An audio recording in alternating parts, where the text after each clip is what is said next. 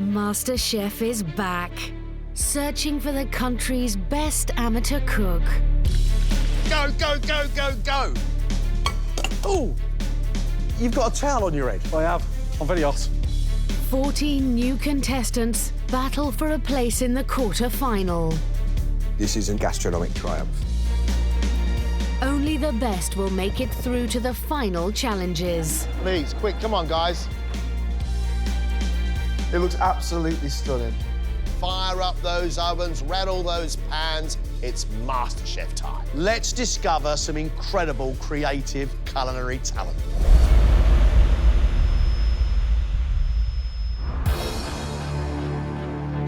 These 7 passionate home cooks all think they've got what it takes to become MasterChef champion.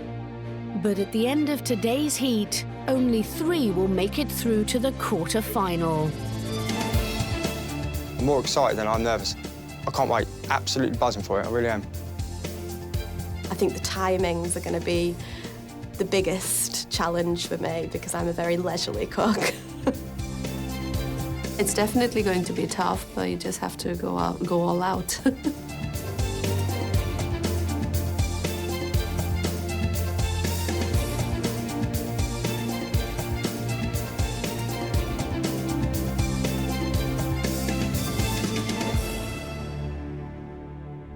Welcome to MasterChef, possibly the start of a great adventure.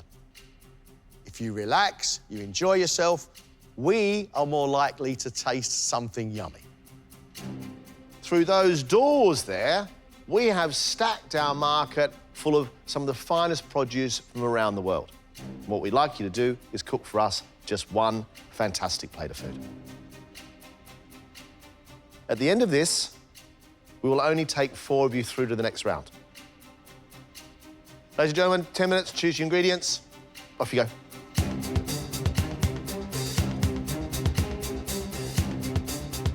Today's market ingredients include pork chops, lamb rump, and pigeon, as well as sea bass, turbot, langoustines, and clams. There's also a range of cheeses, nuts, grains, and pulses, and a variety of fruit and vegetables. To try and obviously do something you've never really worked with before and you've only got an hour and 10 minutes is daunting. I'm going to cook what I'd cook on an ordinary day for my family. I think it's about not panicking. This market challenge is a great challenge because it allows these contestants to cook whatever they want. They have no restraints at all apart from time. They've got to have a decent amount of skill, but they've got to be able to deliver really tasty food that belongs together on a plate. I pretty much got an idea straight away, and it's a dish which I make quite a few times, so I've got faith in it. So, fingers crossed. I'm missing something and I can't work out what it is. You've got 1 hour and 10 minutes, 1 great plate of food. Best of luck. Let's cook.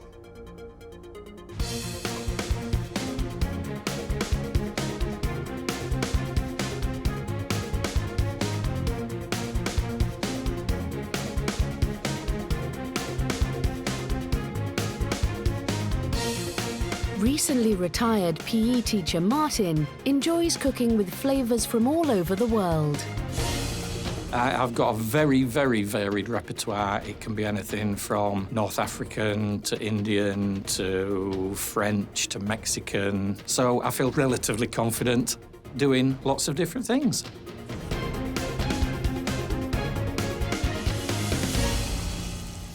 Martin, what are you going to make with all this spice? I'm going to attempt to make my own ras el hanout.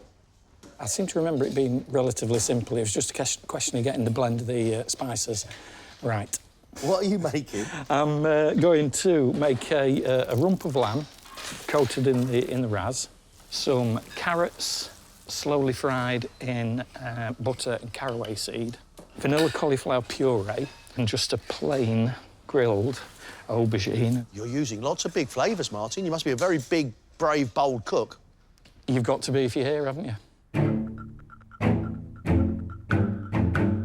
Putting vanilla into cauliflower is being done in various restaurants around the world. However, vanilla and lamb I've never had before, and I don't know how I feel about it right now.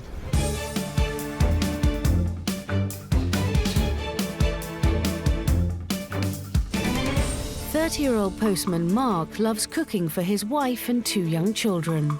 I practice a lot, and, you know, you get out what you put in, and I put a lot of effort in at home, so hopefully the rewards will be great. Mark's full of energy, full of confidence, and he's taken some key ingredients which I think should work together. Pork, celeriac, apple, and sage. That's fantastic. The pork chop needs to be moist and not dry. He needs to score the skin if he's going to keep it on, so the rind goes crispy. Last thing you need is rubbery skin around the outside of a pork chop. Why MasterChef, Mark? I love cooking, and this is what I want to do. It's where my passion is, it's what I love. Anything to do with cooking at the end of this. So Chef? Absolutely, I'd love to. Yeah, it's the dream. At the moment, it's a bit out there, but I'd love a restaurant, of course I would. I would love that.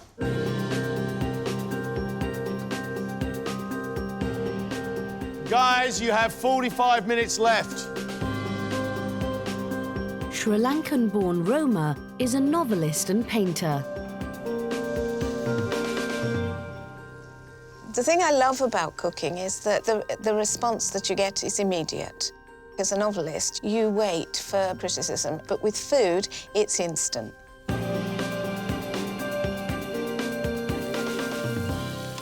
I'm making this dry Sri Lankan aubergine curry with basmati rice. And what spices are you using? Well, I've got fenugreek, which is obviously Sri Lankan, cumin, I've got mustard seed, I've got garlic, cardamom, and I'm going to go back in and look for turmeric. Good luck. Thank you. A dry curry is just a simple expression whereby all the spices are taken up and wrap around the main ingredient, in this case being aubergine. There should be enough moisture left in the vegetables that releases the juice when you eat it. I'm quite excited about Roma's food, really excited.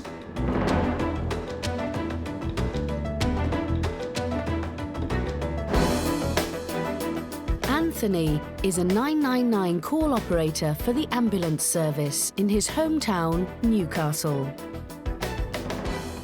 My family are quite meat and 2 veg, you know, that's the kind of upbringing that we've had. Herbs and spices, like, that's not really something that we've really grown up with. In the past 5 years or so, I've done quite a bit of travelling. You know, I've got to try different foods, and, you know, it's been a big inspiration to us in that way. Anthony, forgive me, I can't work out what it is you're making. It's a Syrian-style mezze dish. It's called muhammara. Some Syria. It's like roasted red peppers, garlic, lemon, fresh pomegranate in to give it a bit of a kick, and black treacle. I'm doing it with these flatbreads. Where are you from? From Newcastle. How did you learn about the street foods of Syria if you weren't there? Where have you learned it? I visit the Middle East quite a lot, just because I like the culture. I cook quite a lot at home, so... Intriguing. Okay. Very intriguing. I hope it pulls off, but we'll see. I've eaten food from the Lebanon, but I've never had anything from Syria. I'm quite excited about it. However, I wonder if you could have done something just a little bit more than just a dip in a bit of bread. You've got 30 minutes. 26-year-old Chloe from Leeds loves cooking for friends and family. I'm a massive feeder, so I absolutely love feeding people. When they're eating, I'm like, are you enjoying it? Are you enjoying it? They're like, yeah, can I just eat it now? I'm doing a chocolate molten cake / fondant with a berry and pecan brittle. What's a molten cake? It's basically a fondant, just with a melted middle. So it is a fondant, basically. It's a fondant? Yeah. I'm just calling it molten cake to be fancy. I don't usually do sweet things, so it's quite risky for me. I'm having to wing measurements and things. But you've written out the measurements exactly? Yeah. So where's the winging coming from? Because I think it's like some things I know are half to double, so I've kind of tried to remember it that way, but I might have got it the wrong way around, so...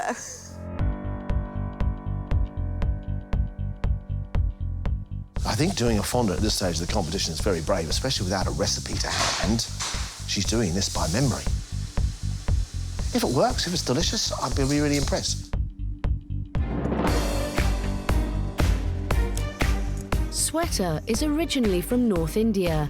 She's now in London studying for a PhD on the British anti-war movement. Being a student for a long time teaches you how to make the most out of the most minimalistic things you have in your kitchen. You just have to invent your own dishes sometimes, using the most random ingredients.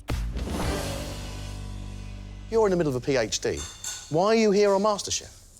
I like taking challenges, and I've always loved cooking. My parents didn't let me go to culinary school, so now I'm in a position where I can make my own decisions and so this is my decision. What are you cooking? A sea bass with some pickled vegetables, hasselback potatoes, salsa verde. OK, why this dish out of all the things you could have done? I love fish. I grew up in a place with plentiful of fish. So, yeah, I thought I should make a fish.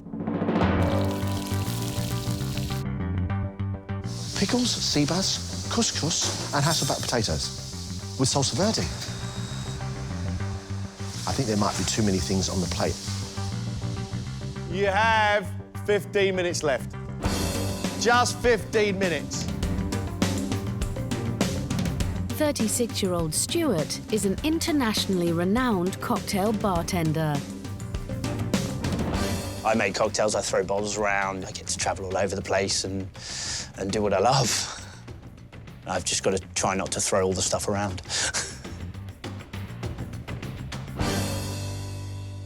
What made you start cooking in the first place? My mother couldn't. Oh, really? We needed power tools to get into our food when we grew up, so, yeah, we just sort of learned to cook out of necessity, and then I kind of got a hunger for it. What are you making for us now? So we're doing some pan-fried sea bass. I've added some chilli, some garlic in there. We've got some puy lentils, which I've added some Convello Nero, and then I'm going to use the potatoes, and then some cream, which I'm just heating up. Then I've got some toasted pine nuts and pistachios.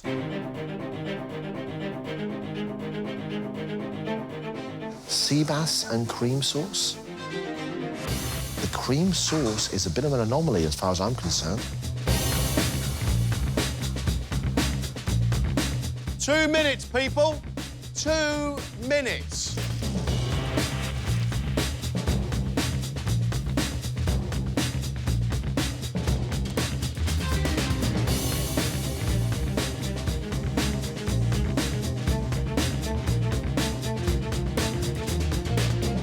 Final touches, please.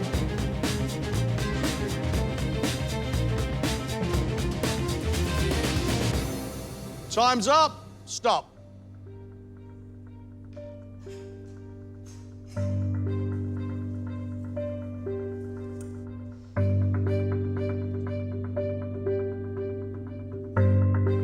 First up is postman Mark, who's made pan-fried pork chop served with fondant potatoes, heritage carrots, celeriac puree, and a white wine and cream sauce. Where's the fat on the pork chop gone? Cut it away. Ah!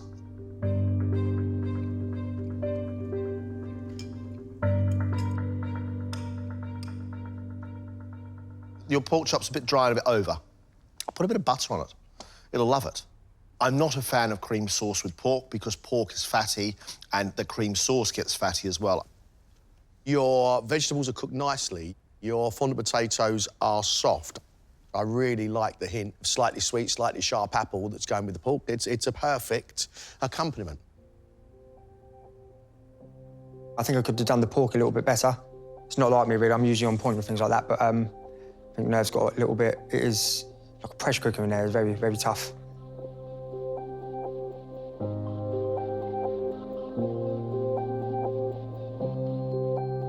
PhD student Sweater has pan-fried a fillet of sea bass, accompanied by hasselback potato, couscous, pickled purple cauliflower, fennel and radish, samphire and salsa verde. I've never seen it like it. It defies description.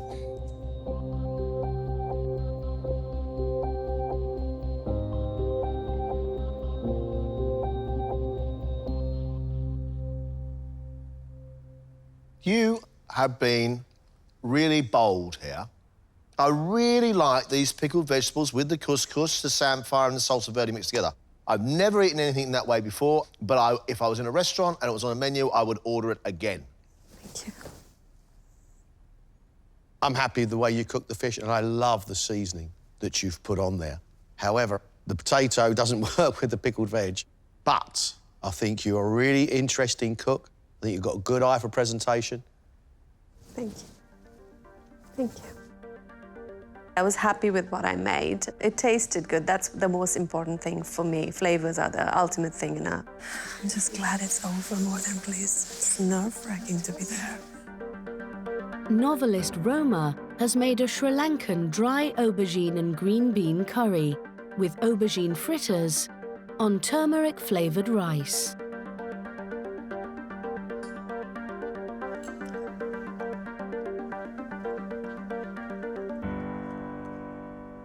The rice is light and fluffy and is nice. Good flavours in your aubergine curry, but I find it a little greasy. And these frittery things don't taste very much.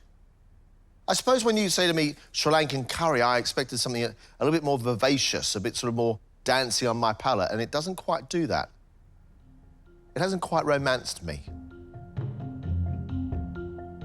This is something I cook a lot, and I'm disappointed I couldn't get my act together to cook it properly.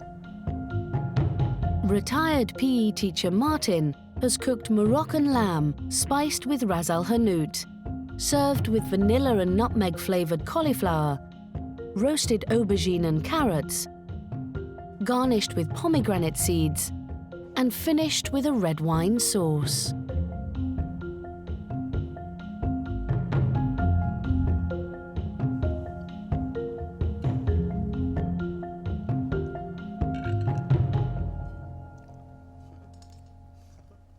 Some of your lamb's a bit under, but the bits that are cooked nicely. That little bit of vanilla and the cauliflower, that works together. However, I don't get any caraway at all on your carrots, and what I don't like are the pomegranate seeds across the top. I've already got enough going on in my mouth without another injection of flavour going on. Extraordinary array of flavours. Some really work for me, some don't. I'm OK with the vanilla in the cauliflower. That's a slight sweetness. But there is so much nutmeg in there that it's almost like an antiseptic mouthwash. It's so strong. Oh, absolutely exhausted. The time just went so quickly. Having thought you were on track at one stage, and then it was just such a panic at the end. Ambulance dispatcher Anthony has made a trio of Syrian-inspired mezze dishes. Kak flatbread with sesame seeds, fried tomatoes with pickled lemon and mint, and a red pepper, pomegranate and walnut mahamara dip. What's it called? Muhammara. Da-ba-ba-da-da. Muhammara. Da-ba-da-ba. Anthony, well done. You're through to the next round. Oh, thanks. God.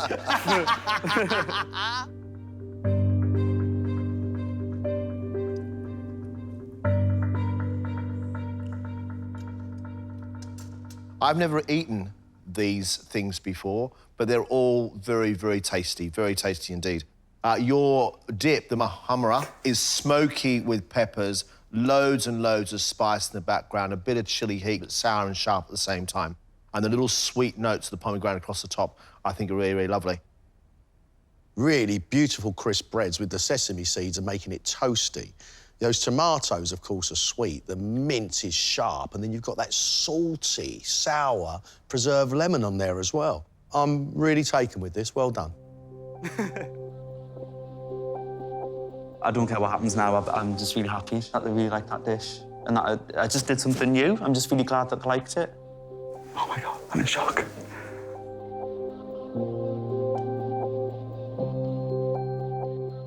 Bartender Stuart has cooked pan-fried sea bass, flavoured with chilli and lime, on puy lentils, cavolo nero and potato, with tender stem broccoli and a toasted pistachio, pine nut and cream sauce. It looks burnt to me.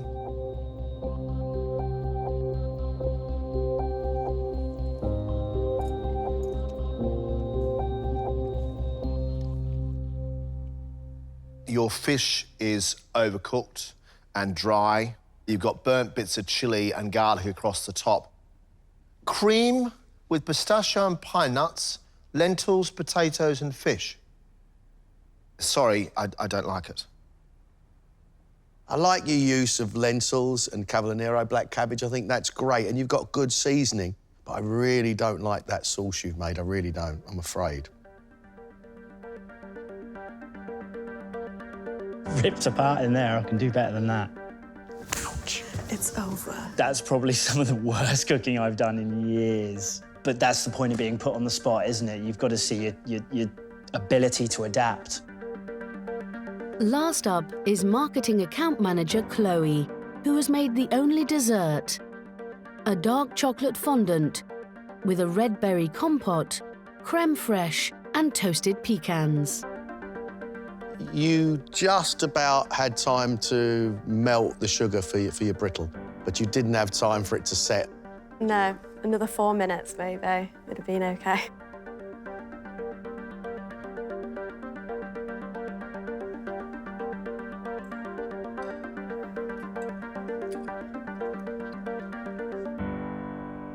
The cake itself is slightly too dense, slightly too heavy, but you have a perfect runny chocolate centre, which is rich and gooey and exactly how it should be. That, on a first round of MasterChef, is not a bad attempt at all. I like the red stewed fruit underneath with the sharp blackberries and the sourness of your creme fraiche, and it's a decent choice. But we're missing our brittle. It's not quite where it should be, it hasn't been finished off the way it needs to be, but a good start, Chloe. Good start. I'm pleased it had a gooey centre, that's the bonus. I was pleased with how I acted under pressure. It could have always been better, but yeah, I'm happy, yeah. John, we found some more good cooks. I think there was some really great food, some very interesting food, and 1 or 2 surprising dishes, shall we say. My pick of the day is Anthony. It takes a really confident cook to walk into MasterChef in the first round and do a dip and some bread, because that dip and bread has to be absolutely extraordinary. And Anthony did it. Boy, can he build flavour. That dip that started off almost sweet and then went smoky and then got really hot with garlic and then finished with a little bit of chilli. John, that was divine. Yeah. My pick of the bunch is Sweater.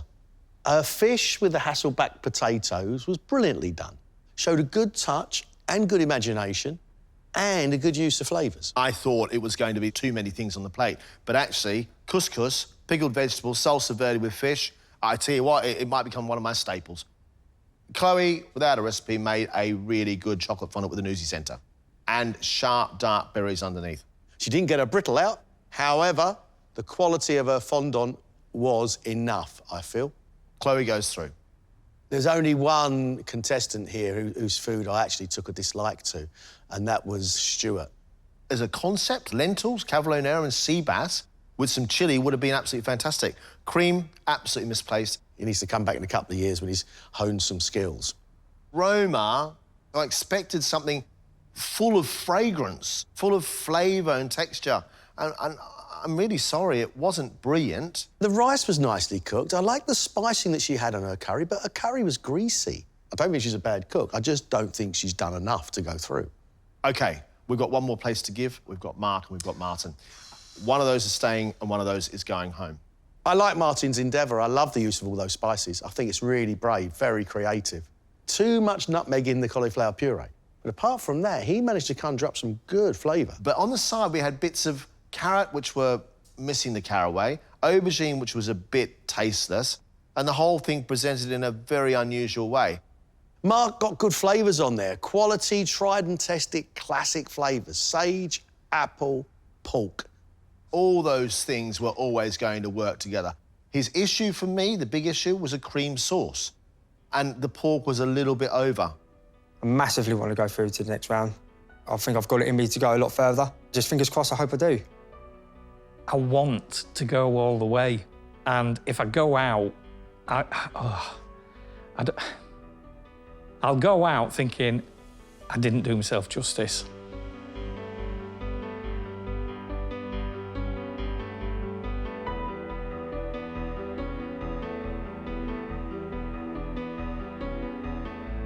As we said at the start of this, we can only take 4 of you through to the next round. That means that 3 of you will be leaving the competition. Sweater, Anthony, Chloe, congratulations for staying with us. Along with the good news comes the bad news. Stuart, Roma, I'm sorry, you're both leaving us. Thank you, guys.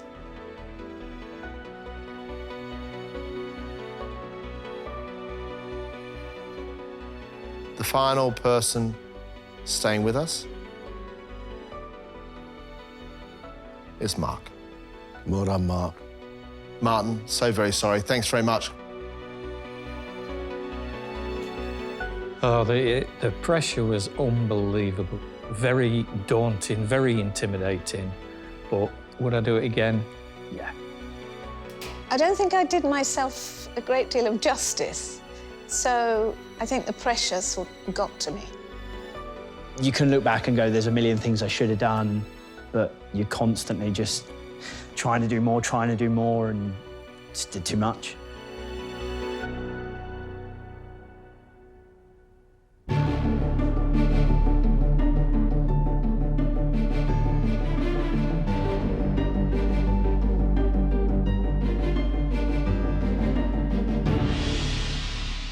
You are going to present your food today to 3 incredible people.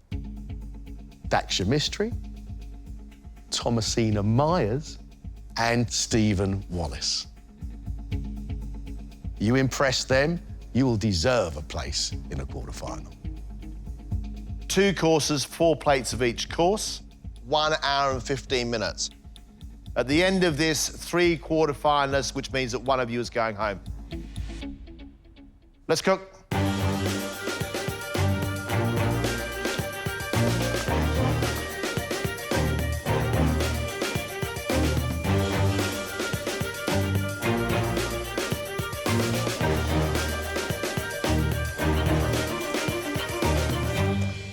For starter, I'm doing pan-fried scallops with a lime mayonnaise, pickled and fresh cucumber, and a watercress garnish.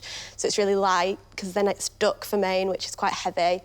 Which is going to be pan-fried duck, hoisin and peanut sauce, a sesame crisp, parsnip puree, and pak choy and a little bit of chilli. Tell me why you've taken a root veg to serve with an otherwise Asian duck. Because the sweetness goes really well with the hoisin sauce and with the duck. It needed something, not a mashed potato, but it needed something smooth to go with it.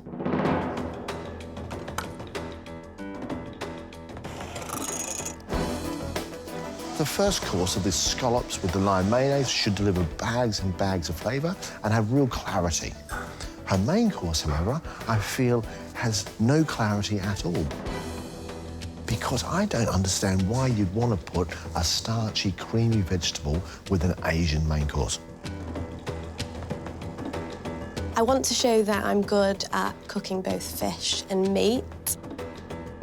The main concerns are probably around cooking the duck and making sure the skin's crispy, and also getting everything plated in the time.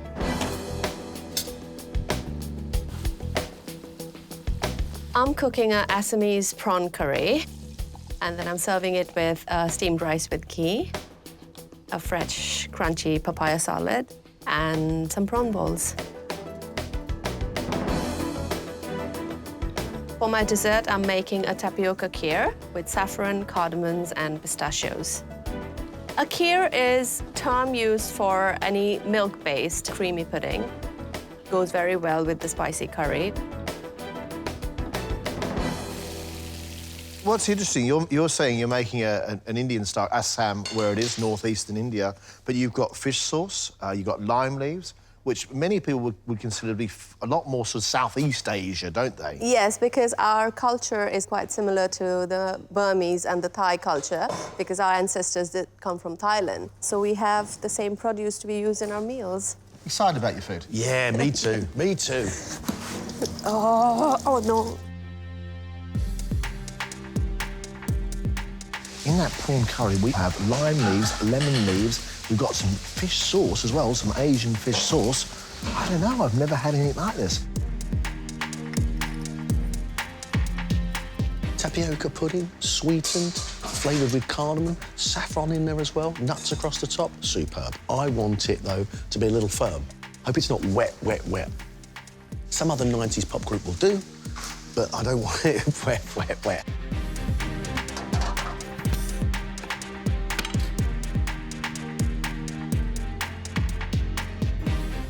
Getting through the first round was, it was tough.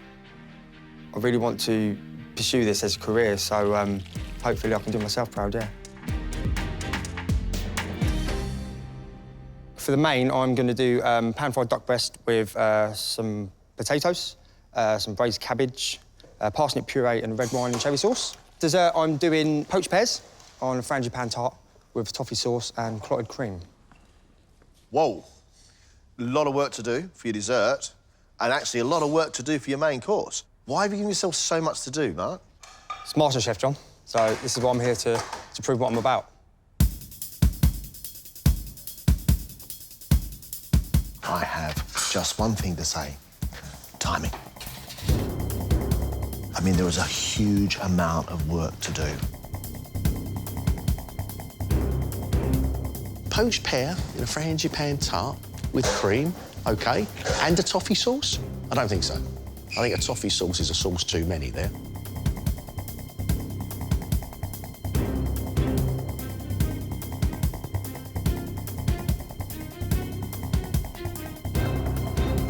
Food I'm making today is stuff which, back in the northeast, people love it. I'm doing a Teesside-style chicken Palmo with pickled red cabbage coleslaw and beetroot ketchup.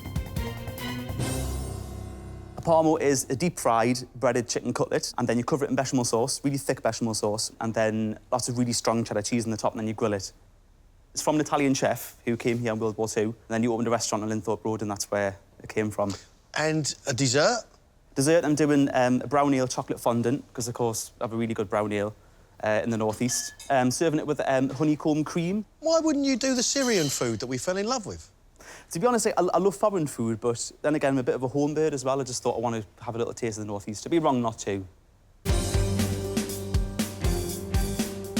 That Palmo with a pickled red cabbage and a beetroot ketchup sounds absolutely hideous. Wow. I don't know where to start, I don't know where to finish. It's a chicken burger without a bun. I don't mind telling you right now, John, I want to run away and hide. The dessert, on the other hand, I think could be absolutely lovely. A fondant with brown ale. I may need all that chocolate ale and honeycomb to take away the flavour of my chicken cheese Palmo. Many people in the northeast and Teesside were thinking, oh, God, making a Palmo for MasterChef, that's a bit risky. Making it glamorous, that's going to be a bit of a challenge, but really it's all about the flavour, that's what I want to get across. It needs to be really strong cheddar, otherwise it's just not worth bothering.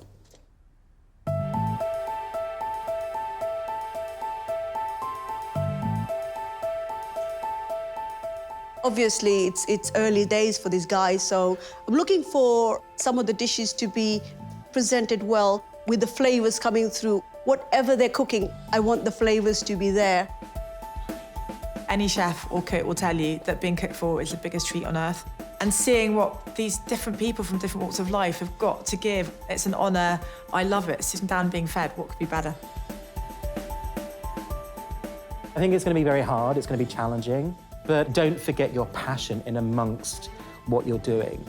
Don't just cook from your head, cook from your heart as well. The meals we have on this table, they really stand out in your memory, don't they? They do. They really, I really remember them. Different kinds of menu every time, fantastic.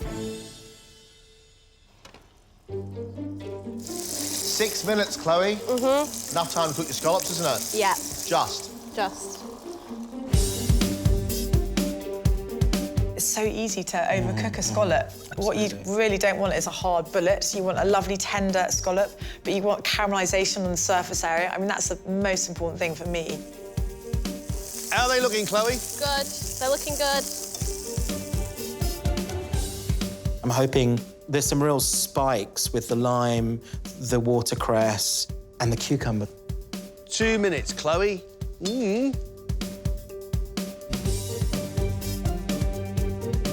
Are you happy? So far, yes. Done. Lovely, lovely. Well done, well done. Thank you. Hi. Hello. Thank you.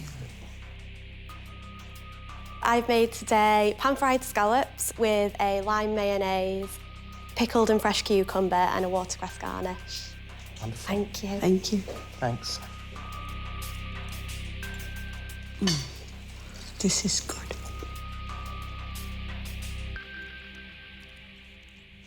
I think she's cooked the scallops beautifully. They're lovely and caramelised on the outside and very tender in the middle. I just feel maybe she could have done a tiny bit better job of seasoning.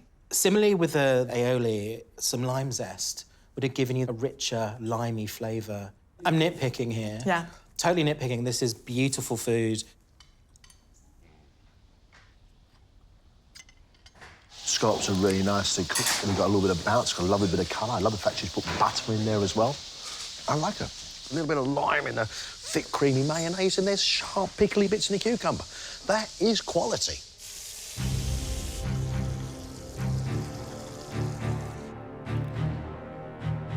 You've got 5 minutes, Chloe. I absolutely adore duck. Peanut sauce, it's fantastic. It's got shards of chili. Hey, I'm Indian. Give me chili any day. It's just how she presents the duck. Happy with that? Yeah. It's got to be elegant. It's got to, like, tempt me in and not be too overwhelming. 2 minutes, Chloe. Is the bok choy cooking? Yeah, it's duck's nearly rested? ready. Rested as much as it's going to be, yeah. So we're there, right? Yeah.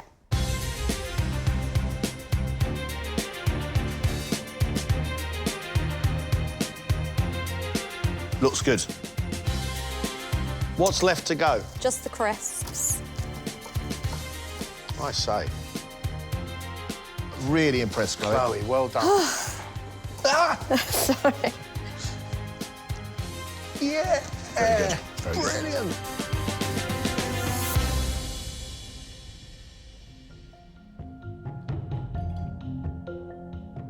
I've made pan-fried duck with a hoisin and peanut butter sauce, a parsnip puree, pan-fried pak choy and chilli, and sesame crisps.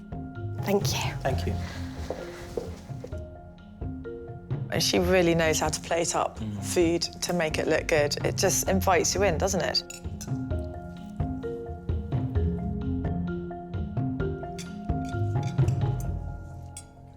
The duck's cooked pretty well. I mean, maybe I would prefer it slightly under.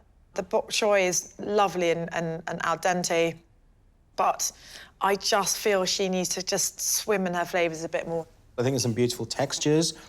I think it's the seasoning. I'm looking for more. I'm searching for that hit on, hitting my palate of kind of boom. I think tiny bit of chili in the sauce itself would have actually lifted the whole sauce and I think would have been fantastic. My piece of duck that I'm eating is really lovely and tender. I really like that salty hoisin sauce with the peanuts and the sweetness of the parsnip. I really like it. No two ways about it. That girl can cook.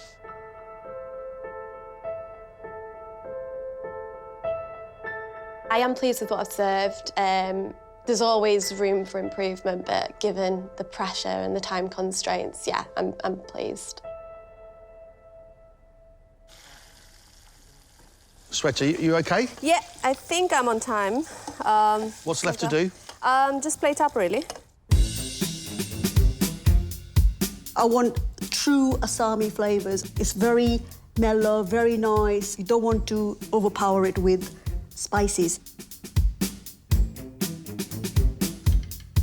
Come on, finish it off. Yeah, my hands are shaking. And I love there's lots of contrast with the papaya, the chili, the lime, and the sort of fried element versus the curry. So I think this is going to be a real treat. What's that? Dressing with palm sugar, lime, fish sauce, and chilies. Lovely. Let's go. Well done. Well done, well done. Hello. There you go. Thank you. You're welcome. Thank you. Today I've made for you Assamese prawn curry with lime leaves and coconut cream. With that, we have ghee rice, some prawn balls, and a crunchy bean salad. Hope you enjoy it. Bye. Thank you.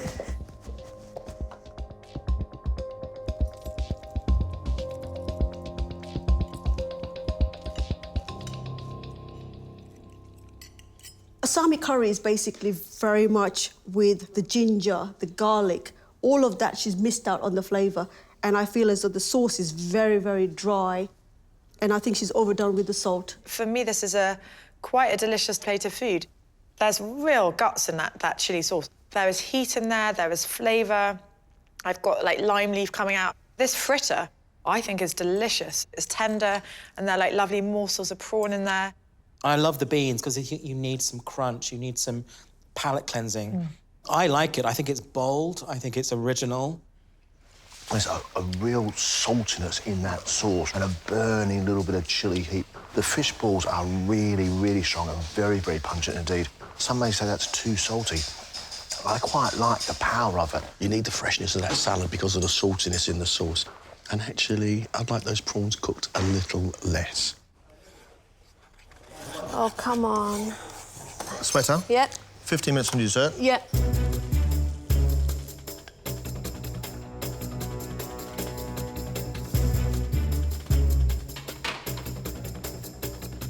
Kheer is basically a rice pudding. It's very thick, rich, creamy. It sounds delicious. Saffron, cardamom, they're just so aromatic, those spices. Love the smell of the saffron.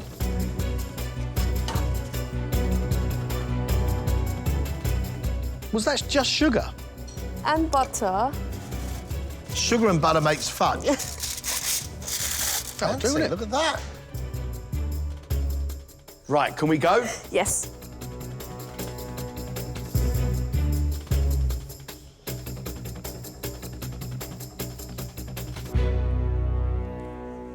I've made you a tapioca kheer with some saffron and cardamom, pistachios, rose petals, and a pistachio brittle. Hope you enjoy it. Thank you. Thank you. Thank you.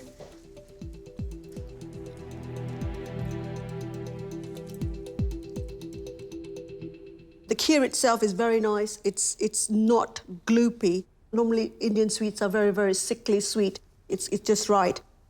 I love the saffron through it, and I love getting those little nuggets of cardamom seed, you know, real sort of bolts of flavour. It's great to see someone using bold flavours and not feel ashamed of that. That's a cool tapioca, almost like jelly consistency. And there's flaked almonds hiding in there, which is just lovely. Fantastic. Absolutely fantastic. I even like her mistake of a brittle, which is actually fudge with pistachio nuts. But I quite like it. That was the most intense thing I've done, and it's just the first round. But I'm just glad I didn't go over, and the plates look decent, and they're out.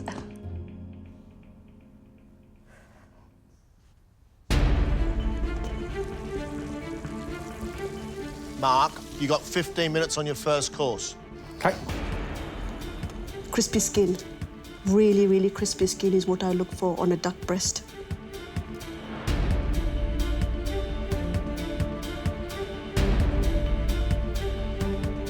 Fondant potatoes, when they're done well, are spectacular. Or is he going to let us down? Go on, son. You happy with it all, Mark? At the moment, yeah, not bad effort, I think, to try and churn this out. What I'm really excited about is that red wine and cherry sauce. This will either be sensational and delicious, or it might be a bit of a nightmare.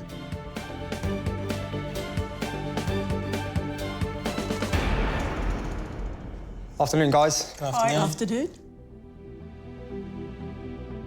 Today I've served you pan-fried duck breast, fondant potato, braised cabbage, parsnip puree and a red wine and cherry sauce. Thank you. Thanks a lot. It could all be delicious, but the visual is not amazing.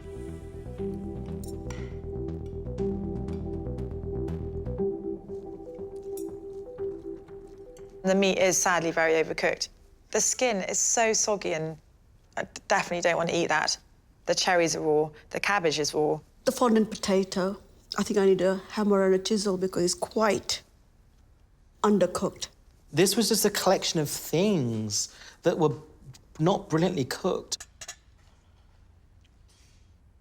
I'm fine with duck flesh. I like the flavours of cherry and I like the time going through the parsnip puree. However, that duck skin is not crisped up and that potato is not cooked. He was up against it and it's shown on this plate. Pear dessert? Yeah. 15 minutes, mate, yeah? Yeah. How's it looking? Yeah, all right, yeah, looking good. If you're doing a tart, you've got to get a perfect crisp pastry, haven't you? It's all about the pastry. Frangipane has to be really set nice, lovely almondy flavour. Pear perfectly poached. I think so. Frangipane perfectly set. I think so. Is that toffee sauce going to be too sweet, or is it going to be a dark, rich, slightly burnt caramel?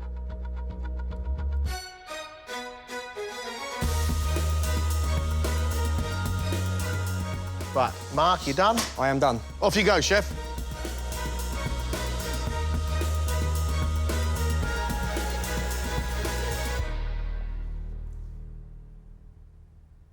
For dessert, I've made poached pears with frangipane tart, toffee sauce and clotted cream.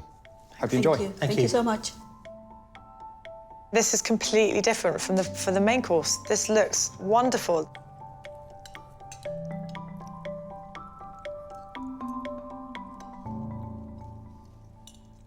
The pear is tender, the pastry is lovely and crispy. The toffee sauce, I'm glad he hasn't put too much on it because it would have been sickly. It's just a little drizzle, it's fine. I think he's pulled his socks up for this one, I think, by the looks of it. The savoury was a bit of a disaster, so I think he's redeemed himself in that respect. The pear is soft and a pear is a beautiful thing. With clotted cream, that's lovely. Toffee sauce, it's not too much of it. It gives it a nice sugary edge. Oh, I'm really sorry. There was no flavour left in the pear. I'm really sad about that. It's all right, I'm here.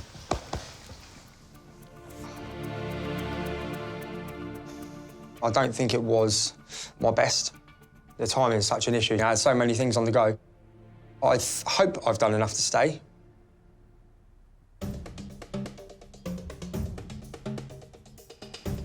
Anthony? Yep. 5 minutes. 5 minutes to go. before you unleash your northeastern Palmo on the world. Do you expect the guests to know what that is? No, but I'll tell them.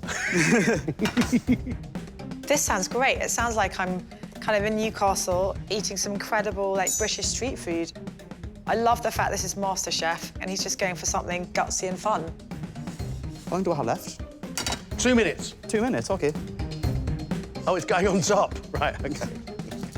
I'm dying to know what this chicken style is. Give me the Palmo.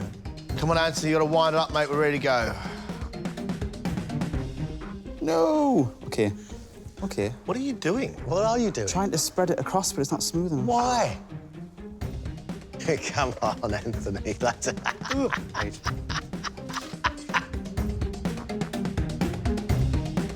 Now, the back of a spoon, smooth it all over. Do not ruin the elegance of the dish. It's no hard elegance. Happy? Yep. Go, Palmo.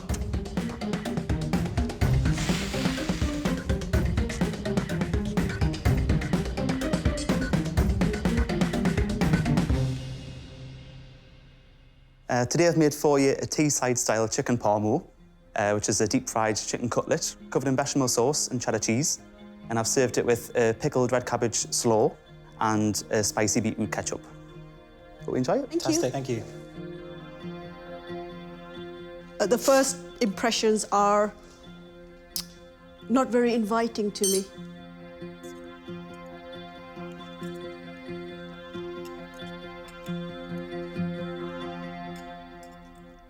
He could not have made it look less attractive on the plate if he tried.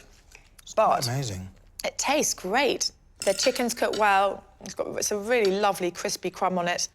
It's full of flavour. The beetroot ketchup, it's absolutely lovely. And the coleslaw is really delicious as well. It's crunchy, it's got a bit of tartness, it's cutting through the heaviness of the cheese and the bechamel sauce.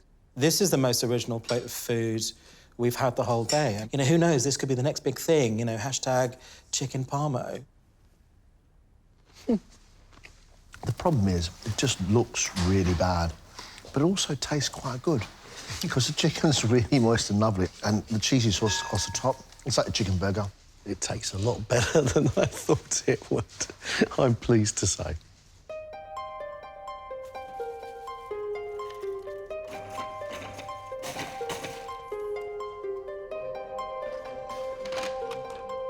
OK. Chocolate fondant, getting that right is going to be a test. I want it nice and gooey in the middle. I'm a proper beer drinker. I love brown ale, and I love the idea of it being mixed with chocolate. And then you've got the honeycomb cream in there as well. Hopefully, it'll balance. So I'm going to make my own little nozzle. Make your own little nozzle? Yep. It's not perfect, but it gives it a bit of a design. That is so... you know what? That's so clever. You've actually just cut the nozzle yourself. Yeah. You've got a minute. They've got to get on a plate. Come on. Hey! Okay. A collective sigh of relief, man. Oh! Right. Never been so stressed getting 4 fondants out in my life. You need to get it out, mate. Go, go, go, go, go, go, go!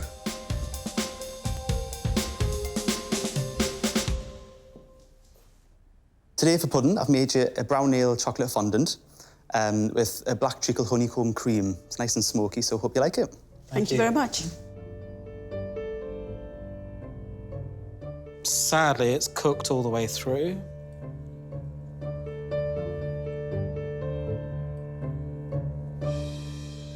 Fondant has to be oozy, lovely, unctuous. I wouldn't be able to finish the whole dessert. It's too cakey for me. That brown ale in that fondant is great. Those really bold, dark flavours. That honeycomb's dark, he's taken it really far, so you get those bitter notes of the caramel. The plating skills you can learn. But I kind of love what he's done here. It's just balance. Well, there's no liquid in the centre, man. It's like the Palmo. It's got no presentation whatsoever. He said it's about the flavour, and he's right. It's good flavour. I'm glad I got to serve a little slice of home. I just hope they like it, because, I mean, these are things which, you know, my friends and family eat, and hopefully I've give a good representation of the kind of food that we make. We had classic food, we had French-style food, we had Indian-style food, and we had food from the exotic northeast of England. My cook of the day was Chloe. Scallops were cooked beautifully, duck cooked well. I think both dishes looked an absolute picture and a really clever choice of ingredients. I'm impressed with Chloe. Thomasina and Stephen loved Sweater's curry.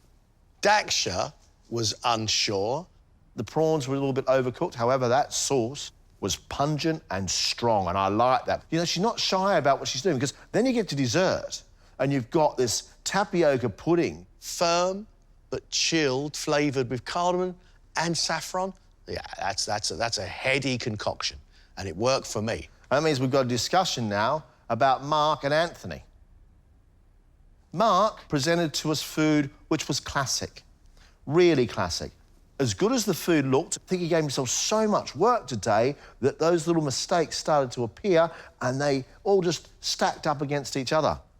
The guests in the dining room really enjoyed his dessert. frangipane and pear toffee sauce. Lovely. Anthony delivered what he wanted to deliver, and this is the issue. Beautiful moist chicken and then a ton of cheddar cheese. It looked shocking. It tasted great. As for the dessert, we were supposed to have a fondant. It should have an oozy, gooey centre. No oozy, gooey centre at all. However, it tastes good. If I went home now, I'd be quite disappointed. I really feel like I'd let my home down, I think. I'm here to prove that I can cook. This is what I want to do and this is what I love. I'd feel devastated if I went home.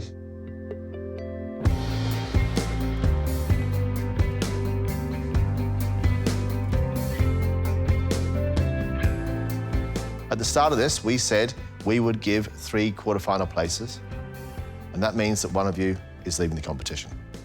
We've made our decision.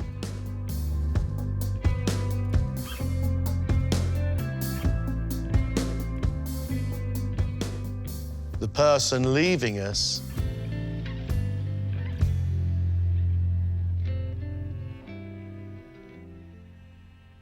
is Mark. Sorry, Mark. Brilliant. Thanks, guys. Disappointed. Yeah. But I would like to have done myself a bit more justice and got a little bit further, but it's not meant to be. But, yeah, never mind.